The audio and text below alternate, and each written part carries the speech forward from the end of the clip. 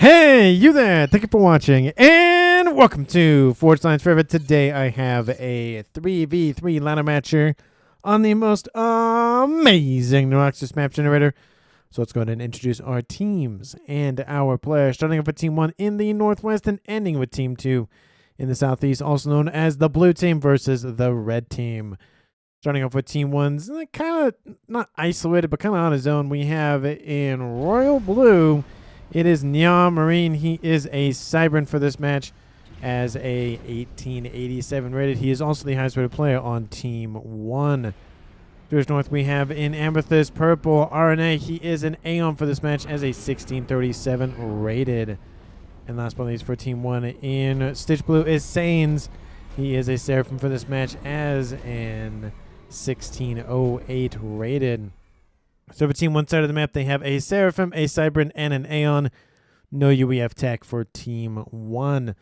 Starting up with Team 2's, again, kind of out of the way, but not necessarily isolated. We have in Chevy Crimson, Azuros as a Seraphim. He is a 2020 rated player, the highest rated player on Team 2, and in the game overall. To his east, we have in Orange Color Orange, it is Zoom. He is a UEF for this match. The one and only, he is a 1649 rated. And last but not least for Team 2, we have Below in Ruby Red as a Seraphim as a 1423 rated. So for Team 2's side of the map, they have 2 Seraphim, 1 UEF, no Aeon, no Cybran for Team 2. Again, as a reminder, Team 1 lacks only the UEF faction. And for these 6 players on the map, let's take a look at the reclaim situation. Currently sitting at, that's not a lot of mass, 4,000 mass in reclaim, making it about... Let's see, can I do quick math in my head? A little bit over 600, almost 700 mass per player. A lot of it actually, again, in the middle, a little clumpage right here. Split between these. Not even split. There's a little bit of land here. And there's a couple of sets of reclaims in the northeast. And, again, kind of dotted a little bit in the middle. But a lot of the map is covered in mountains. So I expect to see a lot of air traversing the northeastern corner, as well as probably trying to edge out on that southwestern side as well. There are a decent amount of mexes to grab. There aren't too many clumps of them. Taking a look at Team 1 side of the map specifically, there is a Trimex position here and another one here for Neon Marine. We also see another Trimex. Oh, look at this. Each of them have been shared, so each teammate gets one of them. Love to see that little sharing of the mexes there. And another Trimex in the northeast. There are some mexes on the northeast side as well to grab. It's going to be a little bit of a hard-fought battle. Looks like Team 1 has a little bit of the edge. Southwest, kind of a similar story, but these mexes are going to be mainly the ones fought over. This one is most likely going to go to Team 2. Looks like it's probably going to be Azuros who's going to grab that. So it'll just be who can hold this and try to take this at the same time. Let's see where our players are headed off to. It looks like there is a tiny bit of a land bridge, so players can traverse directly through the middle of the map here. Team 2 Zoom has already done that, of course, going for their reclaim. There is no way down to the lower section over here unless you have a transport, which was already shot down. So Team 2 already thought about that, but they have distance built down there at a minimum. They have some sort of forces outbound. Team 1 has the advantage. More facilities, more units already on the field, so I expect Team 1 to win it eventually. Southwest gun already done for Azuros. Wow, he spammed that up very quickly. So he's going to be able to be a little bit more of a powerhouse in the southwestern side of things. It looks like pretty much everybody now has left their main bases. RNA in the northwest looks like joining his teammate of Sains in the middle. And, of course, we see Hannibal hanging off the cliff edge here, going for another Team 1 factory. Again, he's just going to get overwhelmed by Team 1 Zooies and Thams over here. He just wasn't as fast on the ball as his opponents were, and that will net him a loss, unfortunately. Not a huge loss, but it is going to be a little bit worrisome. Southwestern side of things, Azuros underneath a decent amount of fire, but again, he has gun on board, so it'll get him some nice veterancy, and he might get to one here shortly. We do see that Neon Marine has actually already taken a hit. Looks like he had some engagements with Azuros at some degree, which means Team 2 and Team 1 have already had the COM action occur.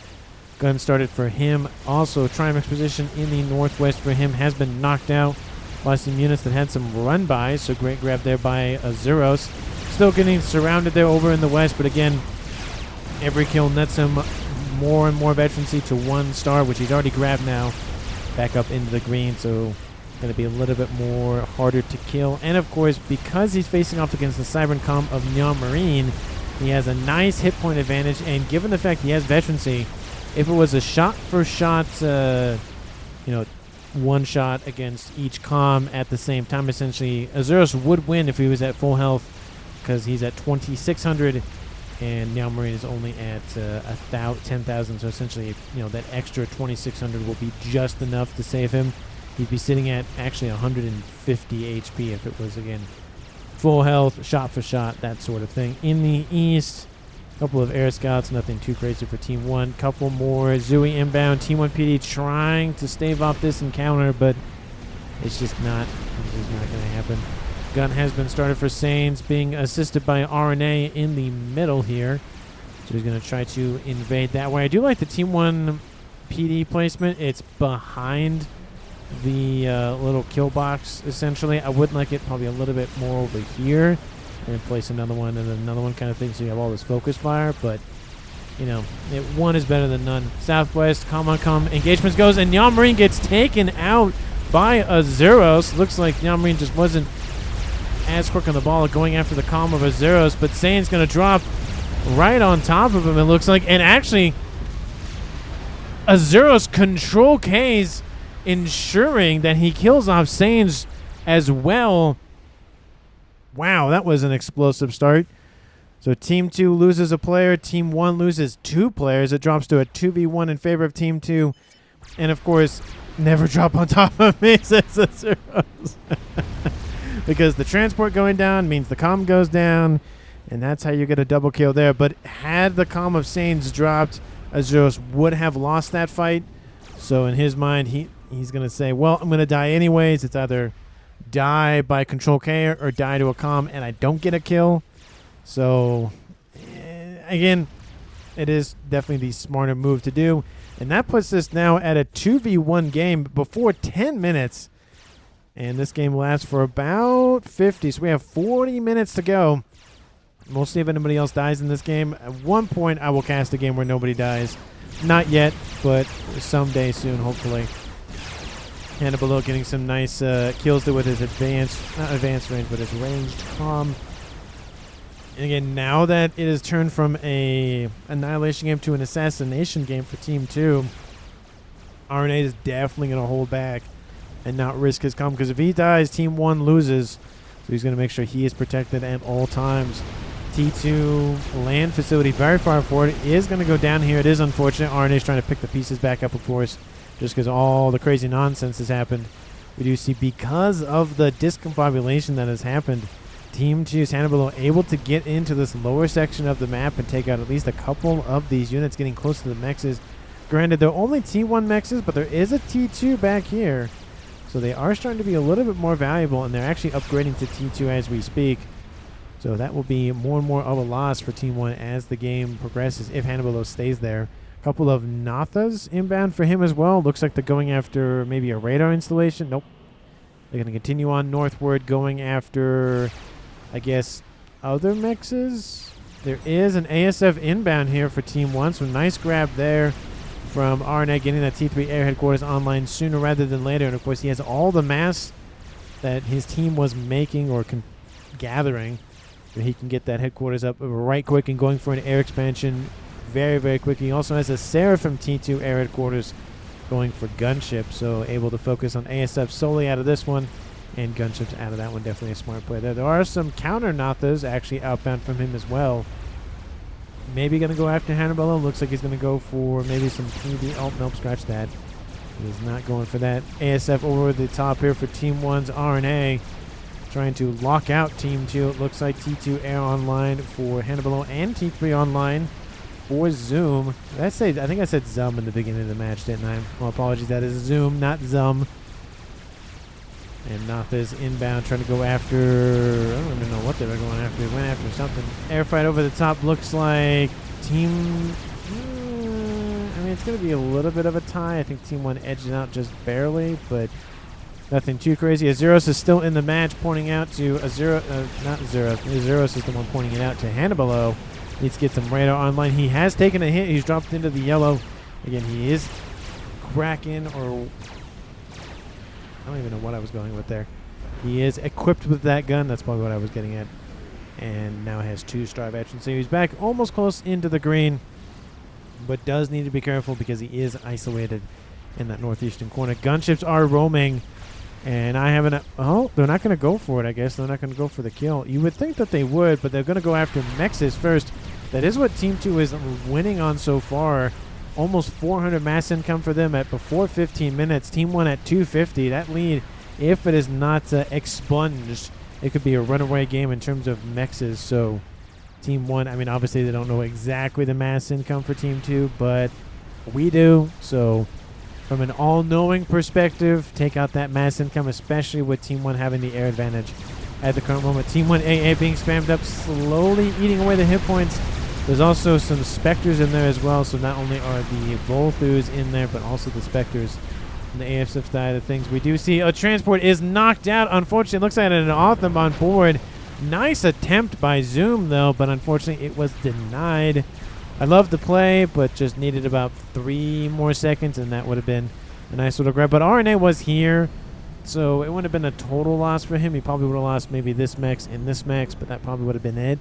But again, you know, a couple of Mexes, 9, 18 mass a second does make a difference, especially when he's down. That lead has closed considerably due to the loss of Mexes. This one was not taken out, but looks like it will be here shortly. Looks like the assassinations are possibly underway. It looks like Team 1's RNA looking for a kill here, but there's been a lot of AA developed, a lot of units running around with AA-equipped weapons as well. That gunship board is starting to be eaten away, but there's a lot of undefended Mexes, especially on this northern side, that could easily be wiped out by those gunships. Holding position there, probably not the best idea. And now we see lightning tanks on the field, and that's not going to help anything for Team 1's RNA. I keep saying Team 1's RNA. I should just say RNA, because he is the sole player on Team 1 at this point. And this gunship's being slowly driven northward again into, unfortunately for Team 2, undercovered. Not undercover, but undercovered. I don't even know what I can't. It is not covered by AA. There we go. I'll just say it like that. Make it a lot easier. In the north, Hannah below does have a shield emplacement online. Some place to fall back to. He's back almost up into the green.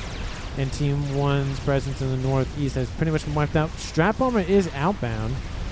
I don't know if that's super wise to keep it here. It has been noticed. Will the gunships be pulled back? There should be more being deployed. At least the ASFs might be pulled back at a minimum. But then that, of course, does allow Team 2 to bring in ASFs to assist. There is a Restore gunship in there as well to deal with some ASFs, but there's not too many. The ASFs come back, and the bomber is inbound. It's going after the P-Gens for the Seraphim side of things. Drops on the headquarters directly. Doesn't destroy it entirely. ASFs completely miss it. And it's going to get another pass in. ASF finally being tasked with dealing with it. The headquarters is actually repped up back up to essentially full HP and then now drop back down again. Should have probably gone after the P-Gens at that point. Bomber will get denied. Unfortunate. It did grab one P-Gen, but it's just not going to be enough to deny the air. And Team 1 will get a nice little chunk in mass from that bomber. And, of course, it has forced the ASFs back at a minimum, which, of course, in turn, it forced the gunships back. So that alleviates a little bit of the pressure there. But Team 2 was in the lead considerably. Now, I mean, it's 80 mass instead of 150 mass, but that chunk of mass, I mean, is going to be devastating for a while. This Mex position was actually under Team 1's control, but obviously knocked out. Trimex position here, a couple of Mexes down there. So what's that? 2, 3, 6, let's say, and then another 10. So let's say about 15 Mexes at least knocked out in that gunship raid. Lots of lost mass there per second. Tactical missile started for Hannibal in the northeast. And he is pretty poised to target Team 1's facilities. If he gets to this edge right here, at least on vision, he should be able to hit the main base. If not, he could probably sit right about there. And he could hit pretty much everything at that point. Needs to be careful, though. Again, if he dies, it is a 1v1 game. So as much as Team 2 has a little bit of a cushion, it's not that much of a cushion. So don't want to take that super liberally. They want to be very frugal with it. T3 air expansion efforts going down for Zoom. And he's also going for a engineering speed upgrade, I would imagine. It is his left arm, so that would be, yeah, that would be engineering. His right arm, or our left, his right, would be gun or whatever other upgrade on board. Tactical missile is almost done for him. 20 minutes on the clock. And things have quieted down after that gunship rush. Speed things up just a smidgen. Team 2's secondary airplay of Hannibal expanding his air grid as well. And it might just be a fight for the air at this point.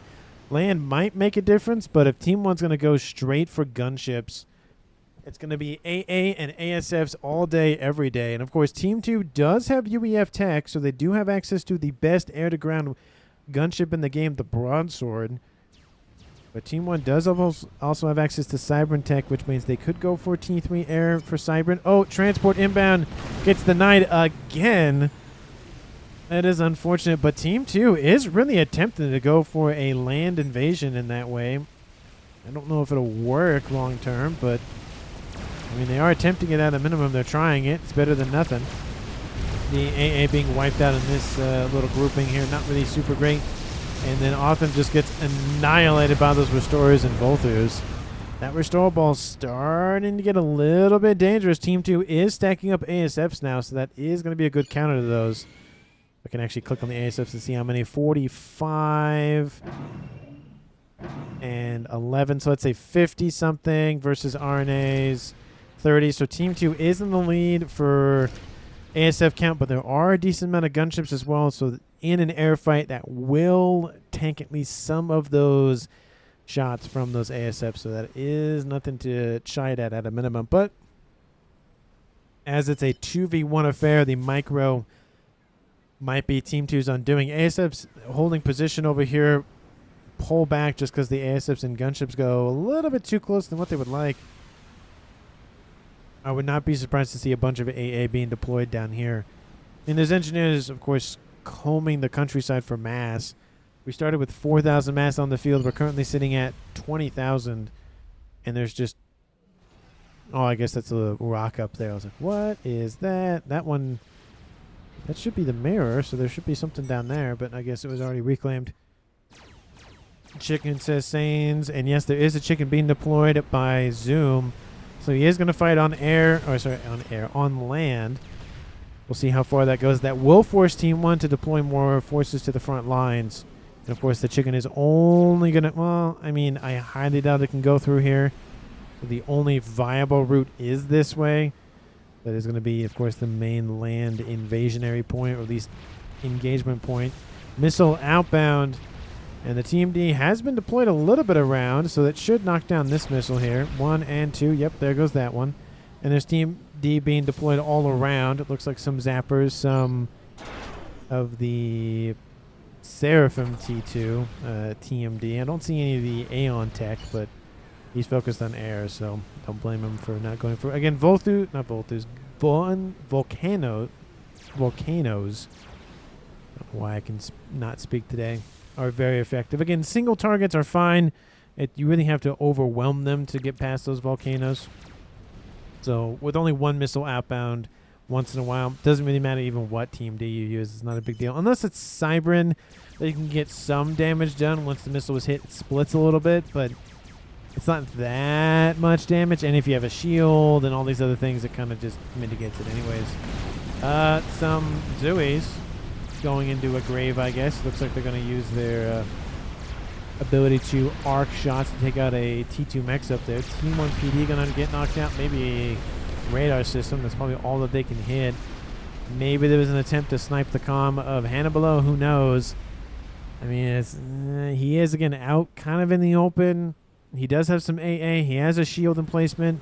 So it's not like he's vulnerable entirely, but it is dangerous to be there just by his lonesome. I get that he wants to use the missile, but RNA's already countered it.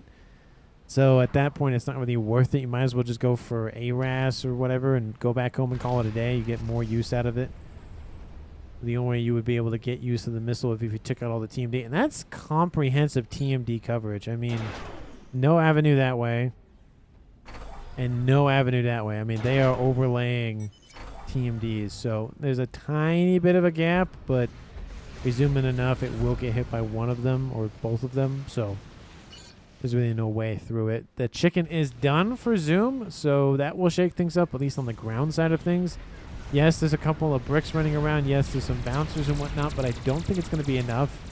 We do see a counter experimental online in the form of a Colossus. That will definitely help. And RAS has been started for RNA's comm. Chicken, unfortunately, is all on its own, which means a large group of T3 or a T4 plus some assistance in T3 will be more than enough to deal with it. It is now fallen back, and there is AA being deployed, but it's not that much, and it's not weapons in terms of going after ground units. Even if they were bouncers or even lightning tanks, I mean, some of them are, but it's just there's no air to ground accuracy in any form in terms of if they were Cybran. So that is the one downside on Cybran stuff. 28 minutes. Love that ping by Saints Row. What that means is it was built at 28 minutes. So I think it's roughly about 3 to 4 minutes. I think it's 4 minutes for an unassisted SMD to load versus a nuke, which is, I think, 5 minutes for it to be unassisted. I don't see any nukes being deployed by Team 1, so that's not really an issue. But at a minimum, he is aware, okay, if I do go for nuke, there's an SMD. It's already been here. Okay, it's 28 minutes. If I build it, it's finished at like 32. That's not going to be enough time, of course, because you got to not only build the nuke, but load it and then fire it and then have it fly over. And that takes a couple minutes, so maybe down here. But there's also an SMD down here, and that was very recently built. So at that point, I think nukes are kind of out of the question for now. You could probably strike at this base down here, but the 2 air grids are going to be fine. There's no nuke subs or Billy nukes. I mean, Team 2 might have one, but even Billy nukes can be stopped by TMD. So not, again, really worrisome thing for Team 1 to worry about. For Team 2 to worry about, mainly for Team 1 because they don't have UEF tech anyways. Colossus standing still. Going to hang out for a little bit. Looks like there's a little bit of an effort to try to just magically lift the Zooey across or up and over. But unless somebody has Huzzah magic powers, that's not really going to work. Arnett going for RAS in his little base up here. He is underneath shielding. Love to see that. He doesn't have that much, and he is going for another Colossus, unless he's built a third one. Or that's his third one. He's going for... No, that's his second one. Okay. So he's getting some more ground weapons on board. Lots of T1 spam with a decent amount of T2 flak. I would love to see a little bit more of the T3 variety, but I would love to see even more some Othams, some Percys, something more for Team 2's ground forces. I mean, we're getting, Telemazer defense online, but RNA is Aeon, not Cybran, so that's not really going to do anything. I mean, he doesn't have access to that in terms of on his comm. He could have teleporting SSUs in the form of Seraphim, but oh, he might get the max. Hey, that's a Team 1 max. That's 2 mass a second. There is a chicken, and it did make it through this narrow neck of land, so that's going to be a little bit of a surprise for Team 1. Do they see it? They see a unit running around. They don't know what it is. But once it comes into view, it's not going to be a good story. It looks like maybe it's going to wait for the Colossus to pull in to engage the chicken and then send the chicken in this way. I mean, there are a couple of forces stacking, but there is a Colossus moving in, so I feel like the time for surprises is over, especially with the spy planes overhead. They know about it, so looks like the chicken's just going to go for it and be done with it.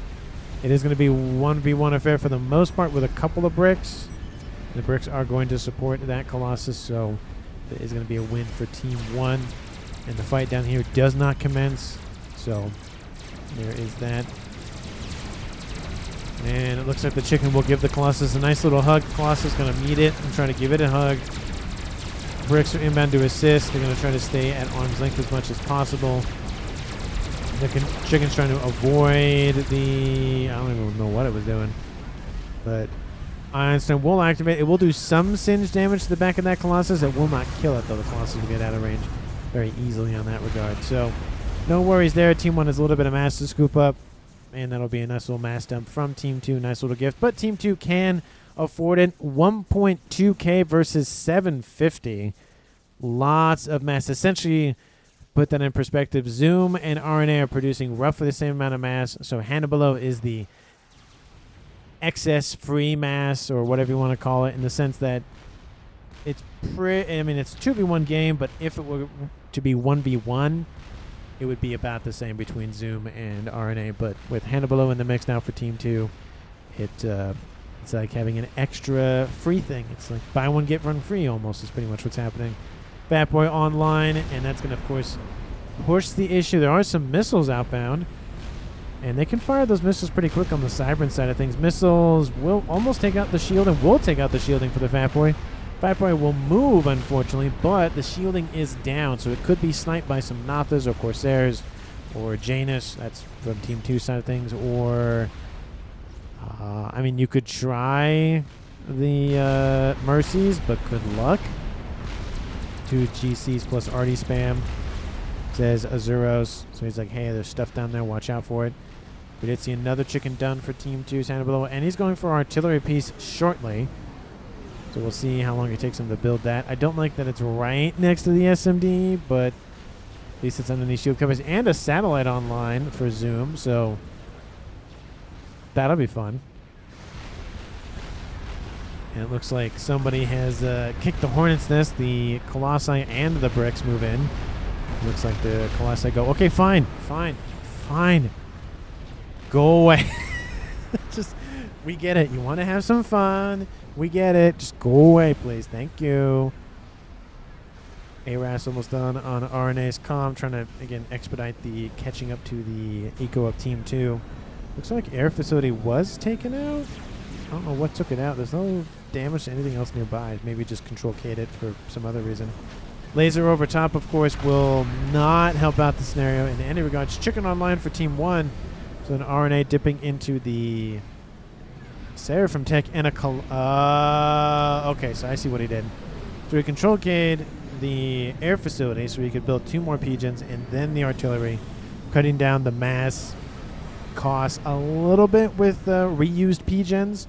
The only thing wrong with that I have an opinion with on that is it's next to an air grid, which air grids are very cascadable. So the explosion over here, nothing too bad, but it can get worse.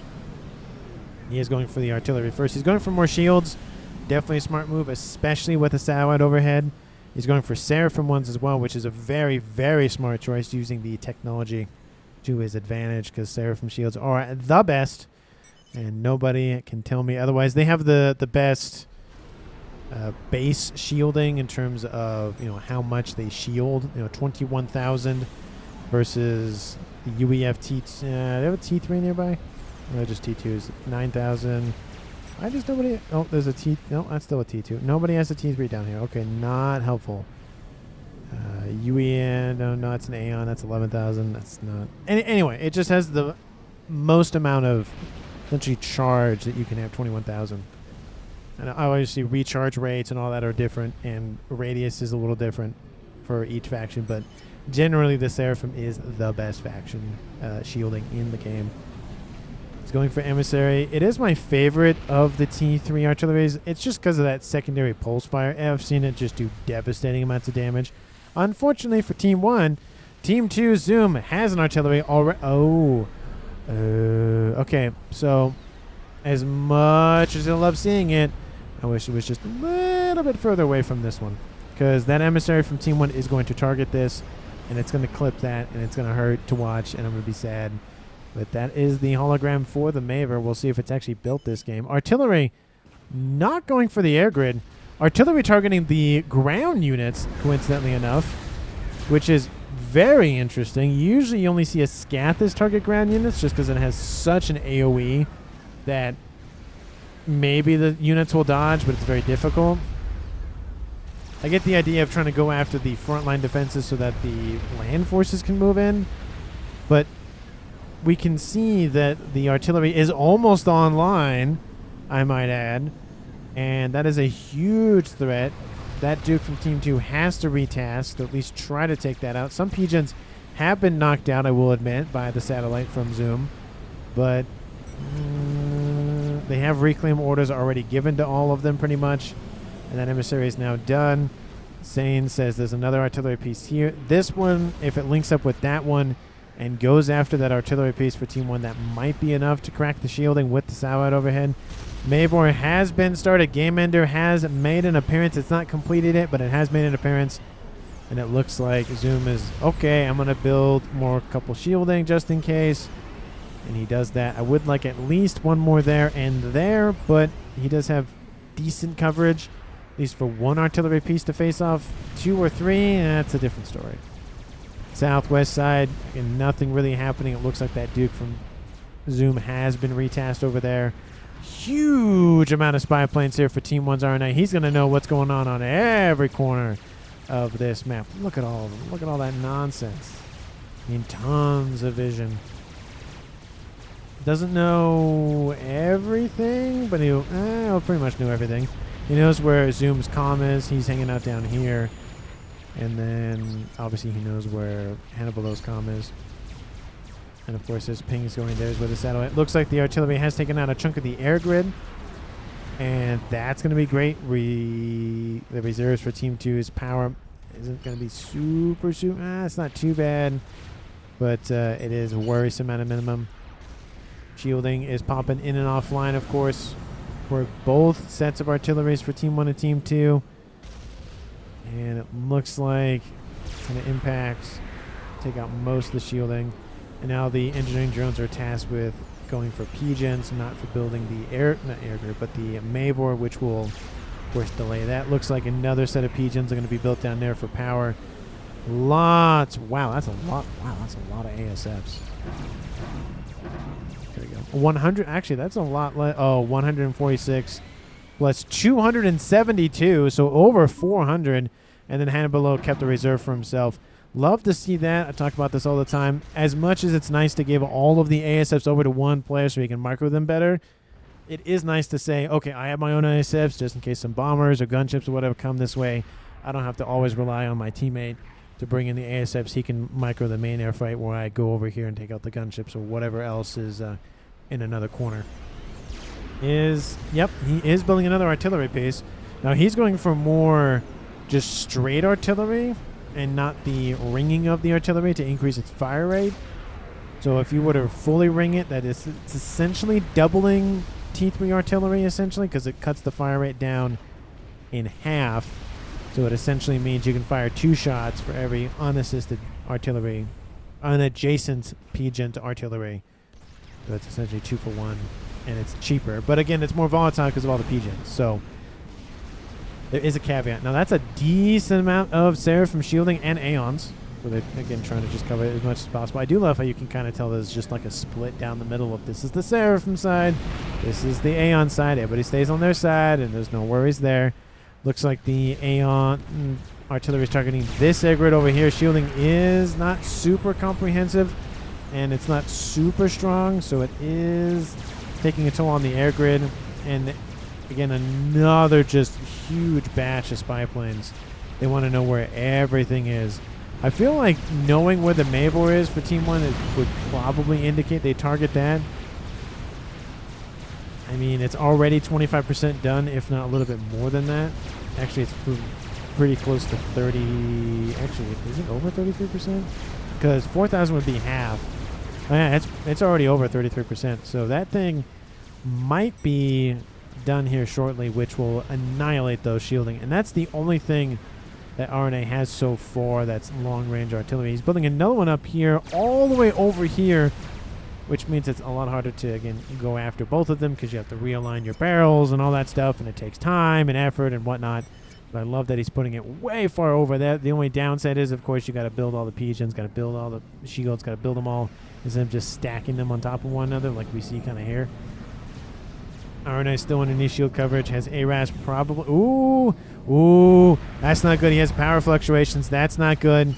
Oh, got to get that power back online. Artillery shells are landing. Luckily, they're not too bad. Pop back on. They take out a couple of emitters and 1 P-gen, but nothing too terrible. The fire rate will go down a tiny bit for that artillery, but it's nothing terrible. The shields are down around this one for Team 2's Hannibal, though. That one fires way off. Two artillery, of course, are now online. And the Mavor is over half done. He is going for it. He's lost, again, a chunk of his air grid as well. He has a little bit more power issues, but it looks like he's fixing that. Artillery shield lands. Takes out the P-Gen. It's the AoE volatile explosion, so that's nice. Only one P-Gen is not enough, though. You got to get at least a couple more. Not P-Gen, sorry, shielding. And that SMD is actually knocked out as well. So again, that's the whole downside of putting a artillery piece next to an SMD is collateral damage is a thing. But I don't see any nukes from Team 1, so again, not a worrisome thing. Nothing really happening on the land side of things. It's just going to be an artillery fight at this point. And I mean, Team 2 has 3 T3s, and they're over halfway to T4. Team 1 almost 3/4 to another one, but they only have one so far. And of course, all the shielding is being assisted as much as possible. But I feel like unless Team 1 has some way in to crack the shielding and take out the actual artillery pieces, it's not a good day. And actually, Zoom's artillery is actually tasked on to going after this one up here. So that's not fun. And of course, with the power consumption for Team... actually, no, it's not as bad as I thought it was. Team 2 is the one that was struggling a little bit. Looks like Hannibal's not super great, but Zoom will be able to compensate for that. Third artillery piece is in the yellow now for Hannibal. And the shielding around the air grid is getting more extensive. Looks like the artillery is now focusing on the Mavor for Zoom. And the Mavor is about to take over into the green. Lots of PD being built just to defend, and of course, of any teleport nonsense. I highly doubt it. Especially because even if RNA put a teleporter on his back, went over the Team 2 side of the map, and killed the Mavor, he's still over there. So if he doesn't escape, he's a dead man, and Team 2 wins the game anyways. So telemasering your comm, even if he was Cybern as an example, would be very risky. Mavor is in the green, and once that's done, that artillery piece is dead. No ifs, ands, or buts about that. The shielding's going to get pierced, and it's just kind of a dead weight. Not dead weight, but it's just kind of a dead man at that point. Unless Team 2 goes for the snipe on the comm anyways and kills him that way. That can also work, but at 46 minutes... Oh, that is the wrong button. At 46 minutes, there's really not a whole lot. And the Mavor is down. Almost 47 minutes on the clock. And there goes the Mavor, about to extend its overcompensating barrel, would be the polite way I would put that. Chicken is being built. There are some units down the middle. There is a chicken inbound from Team 1 and a Colossus. Looks like he knows the fight is going to be over in the artillery here shortly. He needs to win it on the land side of things. And there's a second artillery shell inbound. This one did actually get finished. And there goes Hannibal. He actually gets killed off by RNA. Looks like it's a TAC missile snipe. Nice grab there. It's a 1v1 game. And that will give all of the everything over to Zoom, which will be a temporary kerfuffle happening, but just because units are being transferred over and whatnot. The chicken is dead for Team 2 Zoom. Of course, the Mavor is done. More chickens are being built. And has it cracked the shielding yet? No, it has not. But of course, like I said, slowly whittle it away just because it is just overbearing at a minimum. God's going to be landing all the time. Yeah, there goes a chunk right there. And there goes another chunk right there. It's just not going to be very, very long. Artillery from the Seraphim side of things tasked to going after the land units. Very interesting. I mean, it wasn't that far off, to be fair. T1 bombers, unfortunately, aren't going to be super great. You really need something a little bit more punching power, maybe T2 at a minimum. And then you get that AoE or the lingering damage from the fire. There's 1 chicken, 2 chicken, 3 chicken, 4. So that should be enough to stop this land push. Ooh, that's really felt bad. Oh, a Mavor shot actually lands here as well. Oof, that's a lot of firepower targeted onto that one little chicken. That is very interesting. It looks like it might be retasked onto going after other things. Is that the Mavor shot? No, that's the Mavor shot. You can tell because it's like spinning or it's whizzing or whatever you want to call it. It's like a wave. It's not going straight. Ooh, friendly fire artillery. That's not fun. But there's 4 chickens here. This one will die, but it'll close the breach. And RNA control K, seeing that the game is over at that point, or he died. He's over here. So looks like the Mavor eventually took out the emissary, and that's pretty much it at that point. The land invasion was his last chance, but it got stopped very quickly by all of the eco from Team 2. So nice attempt, though, by RNA. He's kind of dealt a rough deal a little bit in the beginning of the game just due to the fact he lost 2 of his teammates, one after the other, pretty early. So it pretty much put Team 2 in the driver's seat just because of the mass income plus, just having more APM and all of that. But RNA did a very good job regardless, and it just came down to Team 2 was just able to outproduce, out-move, out-build, out-whatever, and that was essentially the end of it. Lots of units not even being able to engage. Lots of engineers stacked up for some reason. But that is the game here, folks. Team 2, like I said, wins the game as evidenced by, 1 player remaining, though, for Zoom. And RNA did get a kill, so it was a 1v1 at the end there, and it looks like more... I can't get a closer readout on those missiles, but they were going after something else. Anyway, MVP for me. I mean, I kind of got to give it to Zoom because he was the last remaining player for Team 2. Also, I mean, he did go for the Mavor. That wasn't the end-all, be-all, but it did crack the shielding to take out the emissary that pretty much just, killed off RNA's combat. That he's like, well, I'm kind of done. There's not much I have left. He's going to take out the other one up there soon, so there's no real point in continuing it. It's pretty much what it was. So I'll give Zoom the MVP there, but I did like the attempted use of the chickens down the middle, but it just wasn't soon enough, I think, for Team 2's handle below. It had to be a minute or so earlier to really be that more effective. But anyway, thank you so much for watching. Hopefully everybody enjoyed a little bit of a shorter game today. Again, thanks so much for watching. I really do appreciate it, and I will see all of you in the next one.